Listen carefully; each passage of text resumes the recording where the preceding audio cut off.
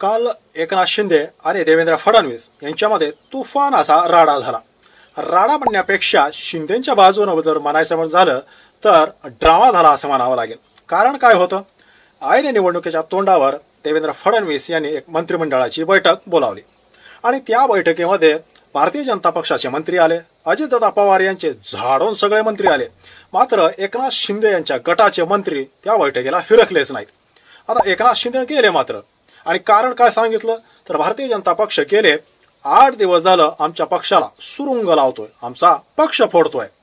हे ज्या वेळेस देवेंद्र फडणवीस यांच्या लक्षात आलं त्यावेळेस त्यांनी ऐन एकनाथ शिंदे यांच्या तोंडावर अक्षरशः शिंदे गटाची अवकात काढली. एकनाथ शिंदे समोर बसले असताना देवेंद्र फडणवीस यांनी एकनाथ शिंदे यांना हे असली फालतूगिरी चालणार नाही, मुख्यमंत्री म्हणून मी संपूर्ण मंत्रिमंडळाचा प्रमुख आहे, कॅप्टन आहे, या नात्यानं मंत्र्यांनी अशा प्रकारे बेजबाबदारपणे जर वागलं इथून पुढे ते खपवून घेतलं जाणार नाही. आता याचं स्पष्टीकरण देत असताना शिंदेच्या मंत्र्यांनी असं सांगितलं की नगर परिषदांच्या निवडणुकीची घोषणा ज्या क्षणापासून झाली आहे त्या क्षणापासून भारतीय जनता पक्षाचे प्रदेशाध्यक्ष हे आमचे नगरसेवक फोडतायत आणि त्यावर जाऊन सुद्धा ठाकरे गटाची काही लोक घेत आहेत आणि ज्यांच्या विरोधामध्ये आम्ही इतकं प्रामाणिकपणे, म्हणजे शिंदे गटाचं असं म्हणणं आहे की आम्ही जेव्हा रान करून यांच्या विरोधामध्ये निवडून आलो त्यांना भाजप आपल्याकडे घेत आहे, आमचाच पक्ष फोडतंय, त्यामुळे युती धर्माचं पालन आम्ही करणार नाहीये. खरं जर म्हटलं ना तर एकनाथ शिंदे आणि त्यांच्या गटाला अजूनही त्यांची खरी जी काय पात्रता, अवकात, लायकी जी आहे ती भारतीय जनता पक्षानं ही निवडणुकीची घोषणा झाल्यापासून दाखवायला चालू केले तरी देखील त्यांच्या डोक्यात अजून हे प्रकाश पडलेला नाही. कारण देवेंद्र फडणवीस यांनी त्या बैठकीमध्ये शिंदे समोर बसले असताना अशी अवकात काढणं आणि इथून पुढे तुमचे मंत्री जर असं वागणार असतील तर ते आपण खपवून घेणार नाही अशा प्रकारचं सनसनीत उत्तर देणं, यावरून एकनाथ शिंदे यांचं खरंच त्या संपूर्ण सरकारमध्ये काय वजन आहे, त्यांना काय किंमत आहे यावरून दिसतंय. देवेंद्र फडणवीस यांनी सांगितलं की उल्हासनगरमध्ये सुरुवातीला तुम्ही आमचे काही 4-2 नगरसेवक फोडले.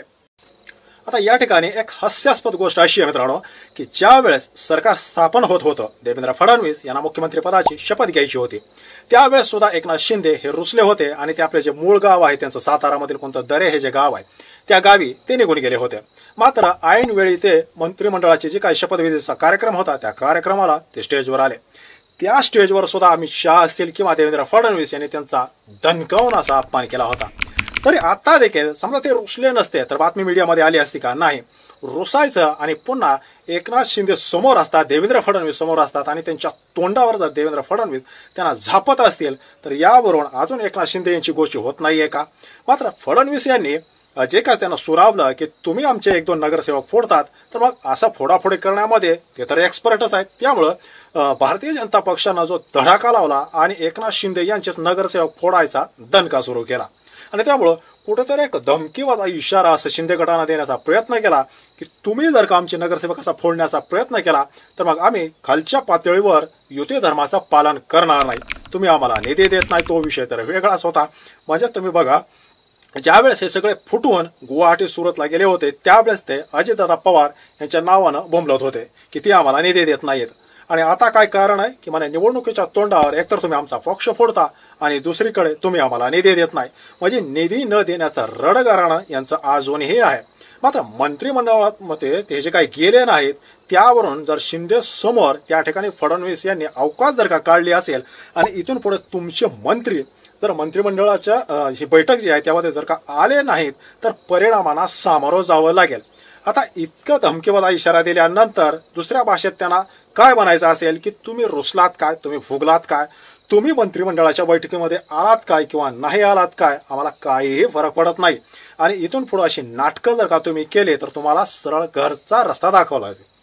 कारण फडणवीस यांना माहिती आहे की त्यांच्याजवळ असणारे आमदार आणि अजितदादा, कारण अजितदादा तर कशामध्ये हे तयारी असते, त्यांना मुख्यमंत्रीपद काय, उपमुख्यमंत्रीपद काय किंवा त्यांना मंत्रिपद दिलं जरी नाही तर त्यांच्या मागं इतका लचाण लावलेलं आहे. आणि खास करून ऐन निवडणुकीच्या तोंडावर अंजली दमानिया हे नवीन प्रकरणं उकरून काढतायत. आता खरं तर अंजली दमानिया हे उकरून काढतायत की भारतीय जनता पक्ष त्यांना ती कागद पुरवत आहे, त्यांना फायली पुरवत आहे, हे कोडच आहे. आणि त्यामुळं अजितदादा पवार हे काय वळवळ करणार नाहीत, त्यांनी सपशेल लोटांगण घातलेलं आहे. त्यामुळे एकनाथ शिंदे यांची खरंच गरज भारतीय जनता पक्षाला आहे का? बिलकुल नाही. तरी देखील एकनाथ शिंदे यांचा हा रुसण्याचा जो सिलसिला आहे, म्हणजे गेले 2 वर्ष झालं त्यांचं जे रुसणं फुगणं सुरू आहे, आणि खास करून फडणवीस मुख्यमंत्री झाल्यापासून, हे विधानसभेचा निकाल लागल्यापासून ते भलताच रुसतात. मात्र त्यांच्या रुसण्याला फडणवीस काडीचीही किंमत देत नाही. परंतु ही सुरुवात झाली आहे. देवेंद्र फडणवीस हे निवडणुकीच्या तोंडावर हळूहळू एकनाथ शिंदे यांचा जो काय पक्ष तो फोडायला चालू केले. त्यामध्ये ते एक्सपर्ट आहेत. त्यामुळं पुढच्या विधानसभा निवडणुका येईपर्यंत एकनाथ शिंदे यांच्या पक्षाची ती काय वाट लावतील. कारण आता नगर परिषदांची निवडणूक आहे म्हणून नगरसेवक फोडले, पुन्हा महानगरपालिकेच्या निवडणुकामध्ये ते महापौर सहित नगरसेवक फोडतील, आणि लोकसभाची निवडणूक आणि विधानसभेची ज्यावेळेस निवडणूक येईल त्यावेळेस शिंदेचे असणारे खासदार आणि आमदार ते फोडणार नाहीत. हे कशावरून? आणि त्यामुळे एकनाथ शिंदे यांना हा कुठेतरी एक प्रकारे इशारा आहे नेत्याने दिलेला. तरी देखील एकनाथ शिंदे यांनी सपशेल लोटांगण घातलेला आहे. त्यामुळं भारतीय जनता पक्षानं त्यांचा पूर्ण पक्ष खाऊन टाकला, गिळून जरी टाकला, तर शिंदे यांच्या पुढं काहीही पर्याय नाही. त्यांनी जर का डोळे दाखवले तर अमित शहा त्यांची काय अवस्था करतील. नाहीतर पुन्हा जसं ते पळून जाण्याआधी मातोश्रीवर येऊन जे काय रडत होते, जे संजय राऊत यांनी सांगितलं की माझं आता हे वय तुरुंगात जायचं नाहीये, अमित शहा यांना डोळे दाखवले तर तिथेही जावं लागेल. बाकी तुम्हाला काय वाटतं? खरंच देवेंद्र फडणवीस जशी विधानसभा समोरची येईल तसं शिंदे यांचा सगळा पक्ष रिकामा करतील का? तुम्हाला काय वाटतं? कमेंट नक्की करा. व्हिडिओ आवडला असेल तर एक लाईक जरूर करा. धन्यवाद.